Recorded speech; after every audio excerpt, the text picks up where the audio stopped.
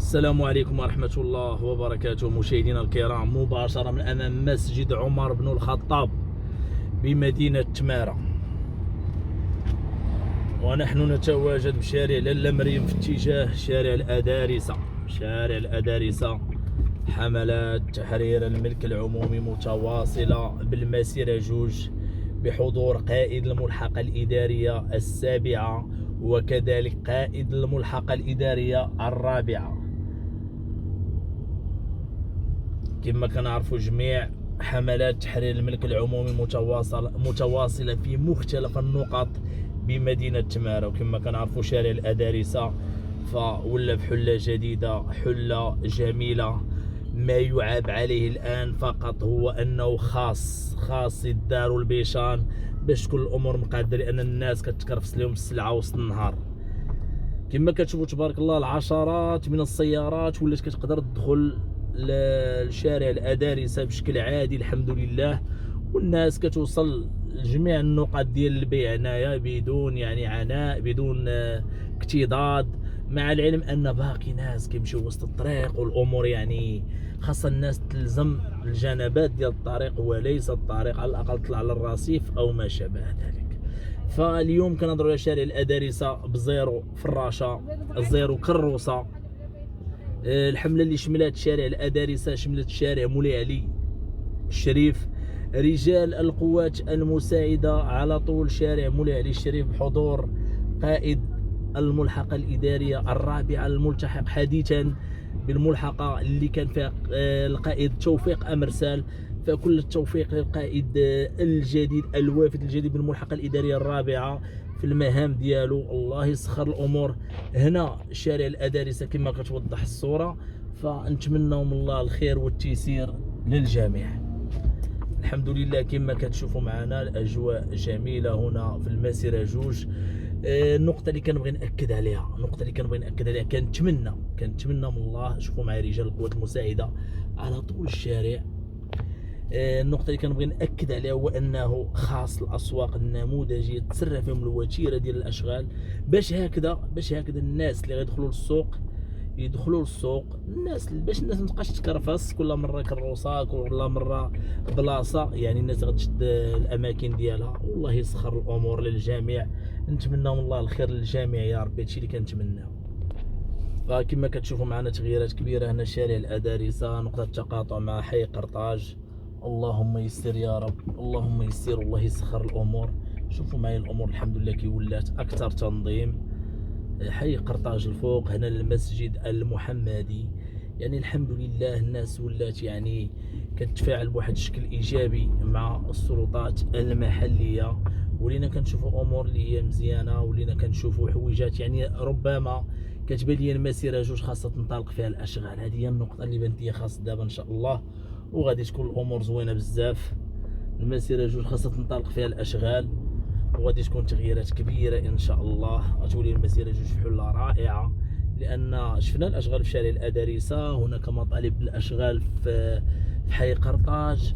ما يعاب على المسيره جوج هو انه كنشوفوا واحد البنايات، كنهضروا على مجمعات سكنيه اللي هما عمارات، والانسان ملي كيخرج من باب العماره كيلقى التراب، ووقت الشتاء كيولي الغيس.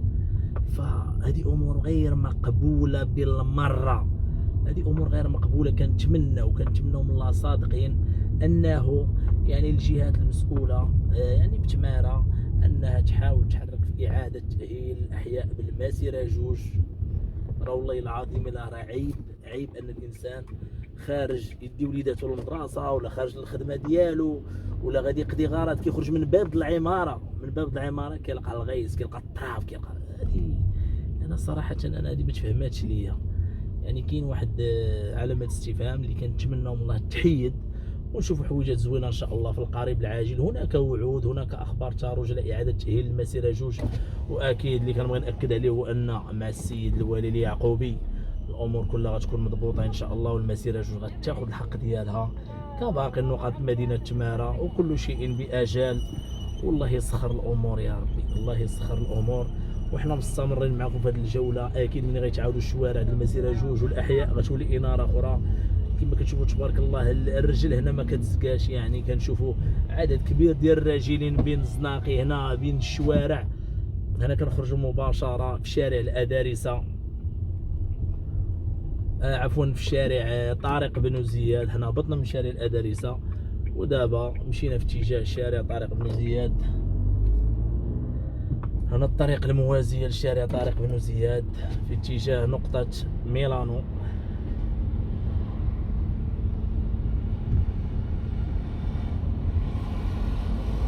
اتجاه نقطة ميلانو اللي كنبغي نأكد عليه أن هناك برامج قادمة من أجل التغيير للأفضل إن شاء الله. هو واحد النقطة، هناك يعني تعليمات أنه الناس تستبغل الواجهات ديال المنازل ديالها.